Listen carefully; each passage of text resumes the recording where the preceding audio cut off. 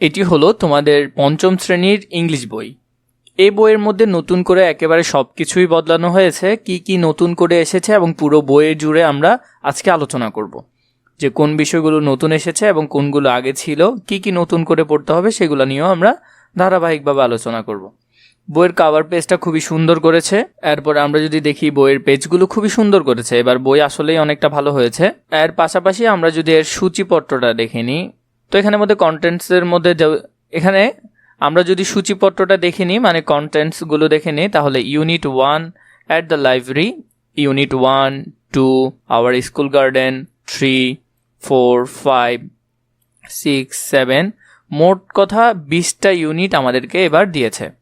বইটা হবে 106 পেজের এবং বইটা খুবই গুছালো হয়েছে। ধারাবাহিকভাবে তোমরা কিন্তু ভিডিও পেতে থাকবে, যেমন করে বাংলা অন্যান্য বইয়ের যেভাবে আমি ভিডিও পর্বগুলো দিচ্ছি, ঠিক তার ধারাবাহিকতায় এই ভিডিওগুলো তোমরা ধারাবাহিকভাবে পাবে। তাও আমরা একটু বইটা একটু দেখে নিই। খুবই গুছালো করেছে এবং বইয়ের কালার গ্রেডিংটা খুবই ভালো হয়েছে, আমার খুবই ভালো লেগেছে। আজকে আপাতত আমরা সূচিপত্র নিয়ে আলোচনা করছি। সূচিপত্রের মধ্যে ইউনিট 8, ইউনিট 9, ইউনিট 10, ইউনিট 11, 12, 30, 40, 50, 60, 70, 80, 90, 20। তাহলে এখানের মধ্যে আমরা দেখি বি কোয়েট প্লিজ। 4 নম্বরে মাই হোম ডিস্ট্রিক্ট। 5 নম্বরে হলো স্টুডেন্ট কাউন্সিল। 6 নম্বরে হলো অ্যান ইমেল ফ্রম ইন্দোনেশিয়া।